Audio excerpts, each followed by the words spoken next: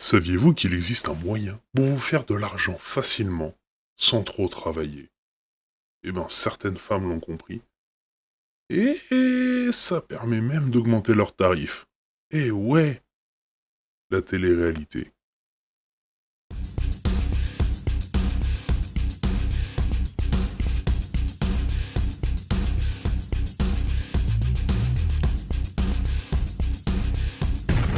Ce contenu a été pacifié. Attention, Delormeau lâche des missiles atomiques. Dubaï porte à petit, TPMP. Les escortes feraient de la télé-réalité pour augmenter leurs tarifs. Eh ouais, c'est pas possible. Et si, parce que c'est Delormeau qui le dit, donc c'est vrai. Selon Mathieu Delormeau, certaines escortes... Oh oui, moi je viens de le lire, hein, allez, on continue. Le secteur de la télé-réalité ne cesse de se développer depuis sa création. En plus du divertissement, elle a participé à l'émergence du phénomène d'influenceurs. Ces influenceurs candidats de télé-réalité bénéficient de nombreux avantages grâce à leur popularité. Malheureusement, aujourd'hui, ils en profitent en toute fin. L'animateur télé et chroniqueur français Mathieu Delormeau, bien proche du milieu, fait des affirmations fortes quant aux véritables intentions de certaines stars de télé-réalité. Ben, elle veut juste de la money, de la money. La YouTube money, bah oui. La télé-réalité est un moyen pour augmenter les tarifs des escortes. Sur le plateau de l'émission Touche pas à mon poste, Mathieu Delormeau avoue avoir déjà été témoin de propositions faites à certaines filles telles que Messane, de l'émission Les Marseillais. Je ne connais pas. Je ne diffame pas. Je suis là. Je ne diffame pas. Je ne dis pas que c'est vrai. Attention. Moi, je lis un article. Et après, je juge. Ah, mais c'est qui Messane? Je connais pas. Pour vendre des services sexuels à Dubaï. Ah, Dubaï. On y arrive.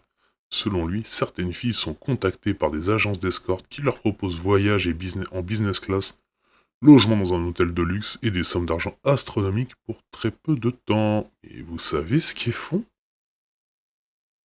On a proposé 56 000 euros à Messan pour faire de la poupoute à Dubaï. La poupoute. La poupoute. Ah là là. Dubaï. Peut-être faire une vidéo sur ce qui se passe à Dubaï. Hein, parce que vous vous rendez pas compte, mais... ça pue la merde, c'est le cas de le dire. On continue, il explique que de nombreuses candidats, anciennes escortes et même celles qui veulent entrer dans le métier utilisent les émissions de télé-réalité pour se faire connaître. Une fois que leur notoriété a augmenté, elles en profiteraient pour recevoir à la hausse, profiteraient pour revoir à la hausse les tarifs de leurs prestations. Après, ils font ce qu'ils veulent de leur cul, hein? On est qui pour juger? Enfin, vous êtes qui pour juger? Moi, je vous juge parce que j'ai le droit. Et vous êtes qui pour juger? Hein? Il explique qu'après ces émissions, on voit certaines aller à Dubaï, certainement pour répondre à l'invitation de leurs clients, tandis que certains prennent la télé-réalité comme un véritable métier. Qui fait ça? Qui prend la télé-réalité pour un véritable métier? C'est pas un taf. Nu. J'en étais où?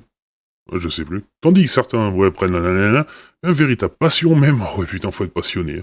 D'autres cherchent juste un coup de publicité pour leur activité qu'elles affectionnent apparemment plus. Bah oui, bah c'est normal, tu viens pas à la télé-réalité pour passion. Y a personne qui fait ça, c'est du mytho. Hein. Bon, Dubaï n'est pas le paradis qu'ils nous font miroiter. Ben non. Oh. Sur ce même plateau, une intervention captivante d'une chroniqueuse nous donne la face cachée de ce rêve que nous vendent ces stars dont on ne comprend pas toujours la provenance de l'argent. Il s'agit de Géraldine Maillet, la femme aux multiples casquettes. En effet, la réalisatrice chroniqueuse de télévision et mannequin et hein, est ferme lorsqu'elle... Excusez-moi, je vois rien. Chroniqueuse de télévision et mannequin est ferme lorsqu'elle déclare qu'il ne faut pas croire que Dubaï est formidable. Formidable. Fornicable, ouais, c'est clair. Elle ajoute que ces stars qui nous font croire qu'elles ont une vie de rêve, en fait, c'est une grosse arnaque. Selon elle, certaines influenceuses qui ont tant envie, sans en fait, sont en fait en colocation, comme du bétail, et se filment dans des grosses et belles maisons qui ne leur appartiennent même pas. Il faut un article de presse pour que les gens se rendent compte qu'on se fout de leur gueule depuis le début avec les influenceurs. Hein? Et elles ont l'habitude de vivre comme du bétail, elles ont fait de la télé-réalité, ils sont 40 dans la même chambre. Hein? Bon. Nota bene. Ouais.